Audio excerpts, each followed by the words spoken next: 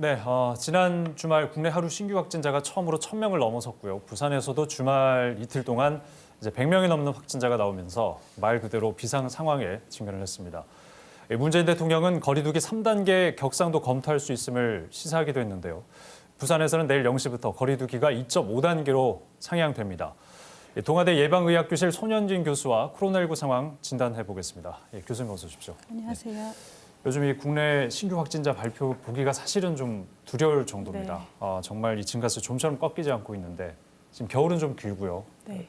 이런 추세는 어느 정도 이어질 것이라고 보십니까? 그렇죠. 지금이 이제 2월부터 시작하면 지금 세 번째 우리나라가 겪고 있는 세 번째 큰 유행인데 그 큰 유행들을 빼놓고 보더라도 사실은 2월부터 지금까지 환자는 서서히 증가를 하고 있었습니다. 그런데 그럼에도 불구하고 우리가 상황을 너무 낙관적으로 보고 있었고요. 많은 사람들이 겨울을 대비해야 된다. 더 큰 유행이 올 수 있다고 얘기를 했지만 그 좀 낙관적인 분위기가 이 불씨를 좀 키운 게 아닌가 생각이 들고 이제 그런 생각들 때문에 대비할 수 있는 충분한 시간이 있었음에도 아직 대비가 충분히 되지 않은 것 때문에 좀 안타까운 마음이 있고요. 네. 이게 환자가 증가하는 거는 사실 순식간이거든요. 지금 우리가 지금까지 겪었던 유행이 다 그랬고 그렇지만 감소하는 건 굉장히 느린 속도로 감소합니다. 그래서 지금 이미 1,000명대까지 올라가 버렸기 때문에 그리고 아직 감소세로 접어들지도 않았거든요.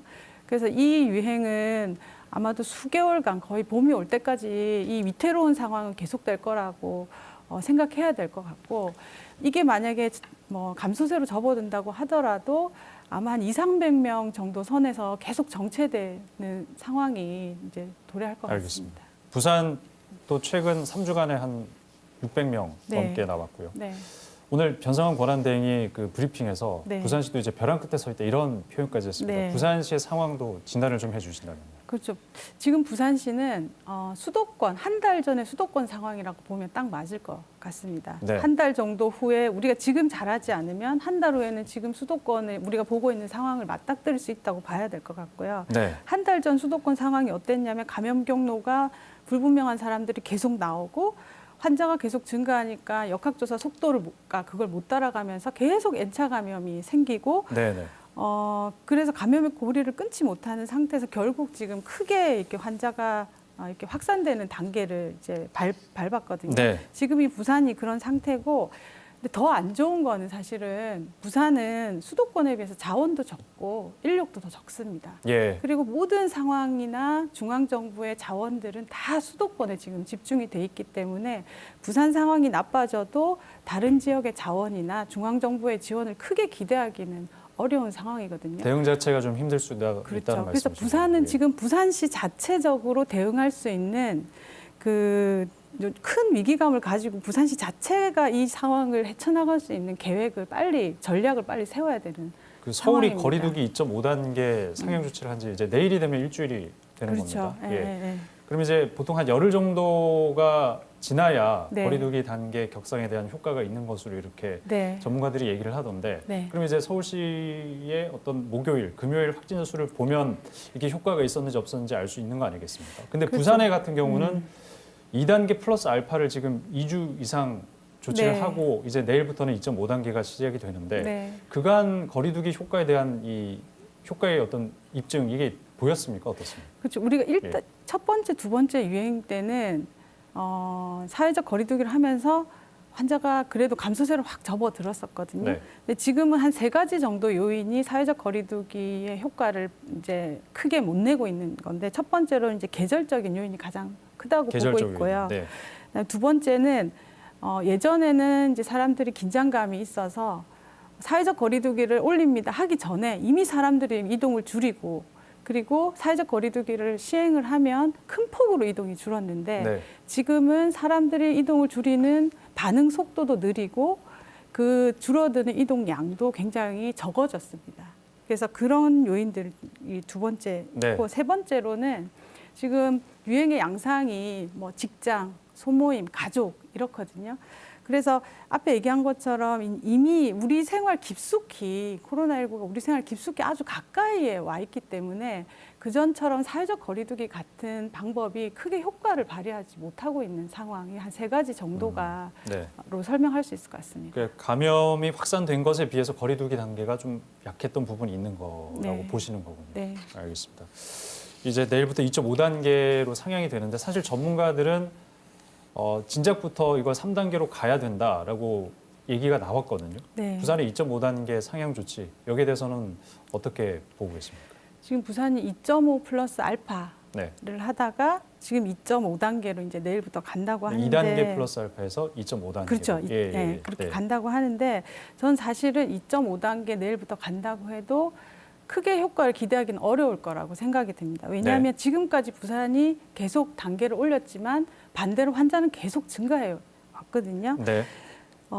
이게 지금 이 사회적 거리두기라는 거는 할 수 있는 어떤 간접적인 수단입니다. 우리가 직접적인 수단을 쓸 수 있는 카드가 아직 부산은 많이 남아 있습니다. 그래서 2.5단계 이상 올리는 건 사실 부산시가 결정할 수 있는 문제가 아니고 전국적으로 중앙정부 단위에서 결정해야 되는 문제고 지금 사회적 거리두기를 올리는 거는 이제 2.5단계가 이제 부산시가 할 수 있는 최대이고 부산 시민들의 희생이 많이 필요한 거죠. 그렇지만 저는 부산시가 지금 할 수 있는 부산시가 직접적인 효과를 볼 수 있는 것들을 지금 바로 해야 된다고 생각하는데요. 첫 번째로 이게 사람들이 원하면 다 검사를 받을 수 있는 체계를 갖춰야 됩니다. 지금 보건소 선별진료소 중심으로 검사를 하고 있는데 선별진료소는 지금 환자들, 접촉자들 조사하는 것만으로도 힘에 부치거든요. 포화 상태군요. 네.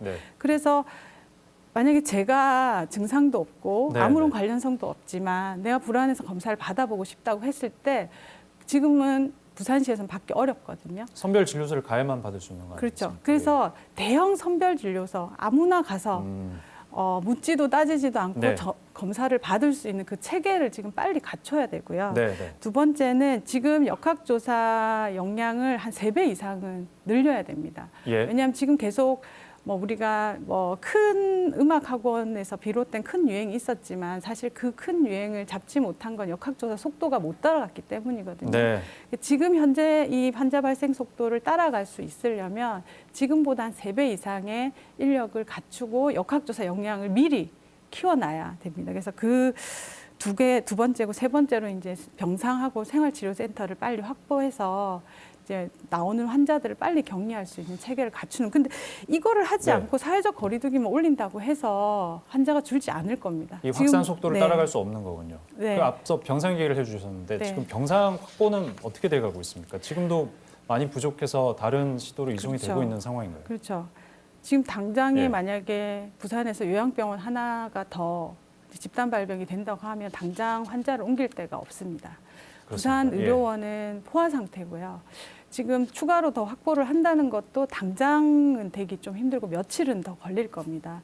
아마 내일 당장 환자가 좀 나온다고 하면 이송하는데 좀 시간이 지체되기 시작할 거라고 저는 생각이 드는데 이 병상과 생활치료센터를 확보하겠다고 발표는 했지만 그 확보하는 속도가 환자 발생 속도보다 더 느리다고 지금 저는 생각이 들고 앞으로 2주, 3주 후의 상황을 내다보고 병상이나 생활치료센터 확보 계획을 빨리 수립해서 실행을 해야 됩니다.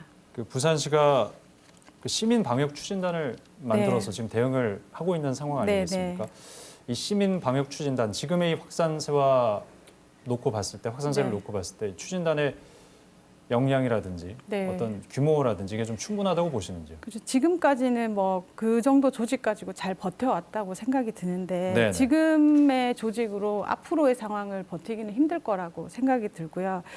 아까 말씀드린 그런 것들 이제 지금 부산시의 상황을 타개할 수 있는 어떤 전략을 만들고 실행하고 하려면 지금 수준의 조직으로는 이미 한계치이기 때문에 할 수 없을 거라고 생각이 들고 이 시민방역 추진단이 9월 달에 발족이 됐는데 사실 20명도 안 되는 과 조직이거든요. 그렇죠. 그 조직을 크기도 더 키워야 되고 그 수준도 더 높여야 제가 말씀드린 앞으로 부산시가 해야 될 일들을 기획하고 그다음에 실행할 수 있는 그 힘이 생길 겁니다. 인천요양병원 지금 집단 감염이 굉장히 심각한 상황인데 네. 사실 그 요양병원 관련해서는 전수조사를 시작하지 않았습니까? 그렇죠. 예. 근데 그 부분이 지금 부족한 인력 때문에 좀 빨리 대응을 못했던 부분이 지금 나오고 있는 건가요? 그렇죠. 어떻습니까? 인창 요양병원 같은 경우에는 사실은 환자가 너무 많이 쏟아지니까 예. 적절하게 대응하지 못한 측면이 좀 있다고 저는 보여지는데 네. 뭐 예전 같았으면 우리가 해뜨랑 요양병원도 그랬고 이틀에 한 번씩 계속 검사를 해가면서 중간 왜냐하면 요양병원 안에서 코호트 격리라는 게 우리는 밖에 있는 우리는 안전하지만 안에서는 교차 감염이 일어날 수 있는 가능성이 매우 높거든요. 그래서 빨리 환자를 진단해서 빼주는 게 가장 뭐 최선의 대책인데 그거를 환자가 너무 많이 생기니까 부산시 인력도 딸리고 그다음에 보건소도 마찬가지고 그래서 너무 오랫동안 검사 없이 있었던 게 좀 패착이었던 알겠습니다. 것 같고 네. 근데 그거를 그 사람들을 탓할 수는 없는 것이 지금 그 사람들은 보건소 지금 부산시 지금 있는 인력들은 최선을 다하고 있는 거거든요. 네. 조직을 키워주고 대응할 수 있게 만들어주지 않으면 이런 일은 계속 생길 겁니다. 인력 지원과 또 시설적인 측면에서 지원이 네. 반드시 지금 필요한 상황이다라는 네. 말씀으로 마무리하도록 하겠습니다. 오늘 말씀 잘 들었습니다. 고맙습니다. 감사합니다.